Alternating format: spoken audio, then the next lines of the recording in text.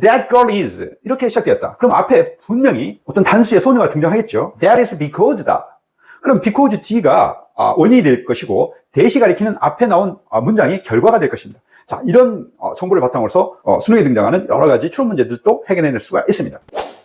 전국의 수험생 여러분 안녕하세요. 저는 여러분의 수능영어 가이드 송쌤 송주현입니다. 여러분들이 수능영어 1등급 되는 그 순간까지 함께 하도록 하겠습니다. 자, 오늘은 수능영어의 핵심 단서 두 번째 시간으로 대명사와 대명형사에 대해서 알아보겠습니다. 자, 대명사가 왜 핵심 단서로서 중요한 역할을 하는지 알아보고요. 대명사의 종류를 살펴보겠습니다. 그리고 이 대명사를 통해서 문제풀이를 어떻게 하는지에 대해서 실제 사례를 통해서 제시하도록 하겠습니다. 자, 대명사가 왜 핵심 단서로서 중요한 것일까요? 자, 이 대명사는 문단 순서를 물어보는 36번, 37번 문제, 그리고 문장 삽입 문제인 38번, 39번 문제 뿐만 아니라 장문 독해 등에서 아주 요긴한 핵심 단서로서 작동할 수 있는 중요한 단서입니다. 자, 이 대명사는 그 말 그대로 앞에 나온 명사를 대신하는 그런 품사인데, 앞에 등장하는 명사의 성과, 남성인지 여성인지 중성인지 혹은 수, 단수인지 복수인지 와 같은 핵심 정보를 담고 있기 때문에 이것을 잘 활용하신다면 수능영어 문제의 핵심 단서로서 작용할 수가 있습니다. 자, 예를 들어서 어떤 문장이 That girl is 이렇게 시작되었다. 그럼 앞에 분명히 어떤 단수의 소녀가 등장하겠죠. 이 정보를 바탕으로 해서 문제풀이에 활용할 수 있습니다. 자, 어떤 문장이 That is because다. 그럼 because D가 원인이 될 것이고 대시 가리키는 앞에 나온 문장이 결과가 될 것입니다. 자, 이런 정보를 바탕으로 해서 수능에 등장하는 여러 가지 추론 문제들도 해결해낼 수가 있습니다. 자, 어떤 문장이 반면에 That is why 이렇게 시작되었다. 그럼 why가 바로 결과이고 이 대시 가리키는 앞에 있는 문장이 바로 원인이 될 것입니다. 자, 이렇게 이 지시대명사를 잘 활용하신다면 수능영어 문제의 핵심 단서로서 아주 요긴하게 사용할 수가 있습니다. 자, 그러면 이렇게 수능영어의 핵심 정보로 작동할 수 있는 대명사의 종류에 대해서 알아보겠습니다. 대명사는 여러분 다 아시다시피 인칭 대명사가 있습니다. I, you, he. 자, 이런 대명사죠. 그리고 지시를 나타내는 지시대명사가 있죠. This, these, that, those. 혹은 such, the same, so. 자, 이런 것들은 지시대명사로서 역할을 하고요. 자, 부정대명사 one, another, the other. 혹은 some, others, the others. 자, 이런 것들을 잘 활용하신다면, 문제풀이에 잘 활용하신다면 여러분들은 의외로 쉽게 문제들을 해결할 수가 있습니다. 자, 오늘 이 대명사의 풀이 사례로서는 2019학년도 3월 고1 38번 문제를 가지고 여러분들과 함께 살펴보도록 하겠습니다. 자, 이제 구체적인 문제 사례를 통해서 이 대명사가 어떻게 문제풀이에 적용될 수 있는지, 핵심 단서로 작용할 수 있는지 알아보도록 하겠습니다. 자, 문제를 같이 읽어보겠습니다. 38번. 글의 흐름으로 보아 주어진 문장이 들어가기에 가장 적절한 곳을 고르시오. 2019학년도 3월 고1 문제인데 전형적인 문장 삽입 문제입니다.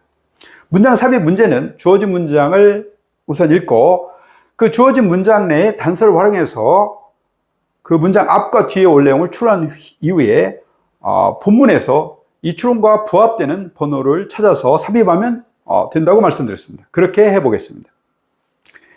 자, 주어진 문장을 읽어보겠습니다. This may have worked in the past, but today with the interconnected team processes, we don't want all people who are the same. 자, 이것은 과거에는 효과가 있었을 수도 있죠. But today. 하지만 오늘날 interconnected, 상호 연결된 팀 업무 과정 때문에 우리는 더 이상 똑같은 사람을 원하지 않습니다. 자, 이게 주어진 문장인데 이 주어진 문장 앞뒤에 올 내용을 추론할 수 있는 핵심 단서가 무엇일까요? 여러분 찾아보시기 바랍니다. 그렇습니다. 그것은 바로 요 this라는 지시대명사입니다. 이 지시대명사는 this라는 지시는 앞에 오는 문장을 가리키는데, 자, 이것은 과거에 효과가 있었던 그런 채용 방식인데, 자, 오늘날의 방법과 다르겠죠. 벗으로 연결되었으니까요. 오늘날은 똑같은 사람을 원하지 않습니다. 그럼 과거에는 어땠을까요? 과거에는 똑같은 사람을 원했다는 것이죠. 자, 그러면 이 앞에는 과거에 효과가 있었던 똑같은 사람들을 고용하던 채용 방식이 등장할 것입니다. 자, 그렇다면 뒤에는 어떤 내용이 등장할까요? 그렇습니다. 똑같은 사람을 고용하지 않는 방식, 즉 다양한 사람을 고용하는 현대의 채용 방식이 등장할 것으로 추론할 수 있습니다. 자, 이 추론을 바탕으로 해서 우리 본문을 읽으면서 여기에 부합되는 번호를 한번 찾아보겠습니다. 자, 본문을 같이 읽어보겠습니다. Most of us have hired many people based on human resources criteria, along with some technical and personal information that the boss thought was important. 우리 대부분은 많은 사람들을 고용하고 있어요. 뭐에 기초해서? 인적 자원 기준과 사장님이 생각하기에 중요한 기술적 어떤 개인적 정보에 기초해서. 자, 1번은 이 주어진 문장이 들어가기에 적합할까요? 자, 이제 앞에는 똑같은 사람들을 채용한다는 그런 내용이 없으므로 1번은 조금 부족하죠. 자, 1번 뒤를 읽어보겠습니다. I have found that most people like to hire people just like themselves. 나는 발견했어요. 뭐를? 대부분의 사람들이 자기 자신과 정말 똑같은 사람을 고용하는 걸 좋아한다는 것을. 자, 어떻습니까? 자, 2번은 이 주어진 문장이 들어가기에 적합할까요? 자, 과거의 채용 방식인데 똑같은 사람을 고용한다는 말이 등장했으므로 2번은 괜찮죠. 자, 2번 뒤를 읽어볼게요. In a team, some need to be leaders, some need to be doers, some need to be inspirers, some need to provide imagination, and so on.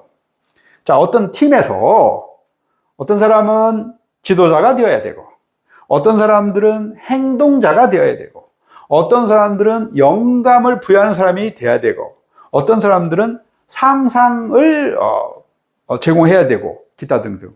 자, 어떻습니까? 이것은 그죠? 어떤 한 팀에서 여러 사람이 다양한 능력을 가져야 된다는 말이죠. 이것은 과거의 채용 방식이 아니라 상호 연결된 팀 과정에서 다양한 사람을 필요로 하는 현대의 채용 방식이라고 볼 수 있습니다. 따라서 우리가 예측한 대로 이 주어진 문장의 앞에는 과거의 채용 방식, 똑같은 사람을 고용하던 과거의 채용 방식, 뒤에는 다양한 사람을 고용하는 현대의 채용 방식이 올 것으로 추론했기 때문에 여기에 부합하는 바로 2번을 우리가 정답으로 우리가 결정할 수 있습니다. 이하의 문장들은 생략하였습니다. 자, 이렇게 해서 대명사가 무엇인지 알아보고요. 이 대명사가 어떻게 중요한 문제 풀이의 핵심 단서로 작동할 수 있는지 알아봤습니다. 자, 이렇게 해서 오늘 시간을 마치고 다음 시간에는 제3담서인 관사 또는 관사류에 대해서 알아보도록 하겠습니다. 자, 저는 여러분의 수능영어 가이드 송쌤 송주현이었습니다. 감사합니다.